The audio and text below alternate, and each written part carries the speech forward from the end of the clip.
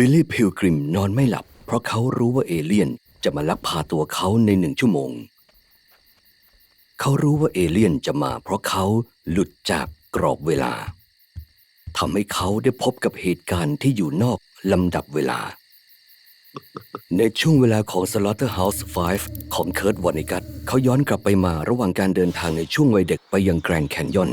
ชีวิตของเขาในฐานะนักตรวจปรับสายตาวัยกลางคนคนหนึ่งความสามารถของเขาในสวนสัตว์ระหว่างกาแล็กซีความอัปยศอดสูที่เขาเผชิญในฐานะเฉลยสงครามและอื่นๆชื่อเรื่องของ Slaughterhouse 5 และสื่อที่มาของหนังสือมาจากประสบการณ์ของวอนิกัตเองในช่วงสงครามโลกครั้งที่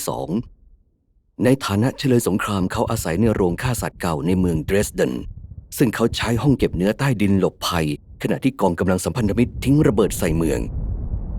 เมื่อเขาและนักโทษคนอื่นๆออกมาพวกเขาพบว่าเมืองเดรสเดนพังราบเป็นหน้ากลองหลังสงครามวอนิกัตพยายามทำความเข้าใจพฤติกรรมของมนุษย์โดยศึกษามนุษยวิทยาในแง่มุมที่ไม่ธรรมดาเช่นรูปทรงของเรื่องราวซึ่งเขาย้ำว่าน่าสนใจพอๆกับรูปของหม้อหรือหัวหอกเขาสร้างกราฟชีวิตของตัวละครหลักตั้งแต่ต้นจนจบเรื่องเพื่อค้นหารูปทรงเส้นโค้งประหลาดที่เขาสร้างขึ้นช่วยเปิดเผยลักษณะทั่วไปของเทพนิยายและนิทานปรัมปราที่บอกเล่ากันในหลายวัฒนธรรมแต่รูปทรงนี้อาจจะน่าสนใจมากที่สุดในเรื่องราวลักษณะนี้การจำแนกชะตาชีวิตที่ดีหรือไม่ดีของตัวละครจึงเป็นเรื่องที่ทำไม่ได้วอนิกัตคิดว่าเรื่องราวประเภทนี้ใกล้เคียงกับชีวิตจริงมากที่สุดซึ่งเราทุกคนเป็นเหยื่อของเหตุการณ์ชุดหนึ่งไม่สามารถคาดการณ์ว่าเหตุการณ์จะมีผลกระทบต่อเราในระยะยาวอย่างไรเขาพบโครงสร้างที่เป็นระเบียบและน่าพอใจขัดแย้งกับความเป็นจริงนี้และเขาเริ่มสำรวจความคลุมเครือระหว่างชะตาชีวิตที่ดีและไม่ดีในผลงานของเขาเองเมื่อวอนิกัตเลือกทิ้งชะตาชีวิตแบบที่ดูเรียบๆเขายังไม่ได้ใช้การลำดับเวลาแบบเป็นเส้นตรงเช่นกันแทนที่จะดำเนินเรื่องไปอย่างเป็นระเบียบตั้งแต่ต้นจนจบในผลงานของเขาทุกช่วงเวลาอดีตปัจจุบันและอนาคตนั้นคงอยู่เสมอมาและจะคงอยู่ตลอดไปชาวทราวฟาร์มาดอร์เอเลียนที่ปรากฏตัวในหนังสือของเขาหลายๆเรื่องมองเห็นช่วงเวลาทั้งหมดในคราวเดียวพวกเขามองเห็นว่าดาวแต่ละดวงไปไหนมาบ้างและกำลังจะไปทางใดท้องฟ้าจึงแต่งแต้มด้วยลายเส้นดูระยิบระยับแม้ว่าพวกเขาจะเห็นช่วงเวลาทั้งหมดแต่พวกเขาก็ไม่ได้เปลี่ยนแปลงลำดับเหตุการณ์ขณะที่ชาวทราวฟาร์มาดอร์อาจรักสงบเนื่องด้วยไร้พลังอำนาจแต่ตัวละครมนุษย์ของวอนิกัตยังคงใช้มันอยู่ใน The Sirens of Titan เมื่อพวกเขาหาความหมายชีวิตในความว่างเปล่าของจักรวาลพวกเขาไม่พบอะไรเว้นแต่ความกล้าที่ว่างเปล่าความตลกที่ต่ำต้อยและความตายที่ไร้จุดหมาย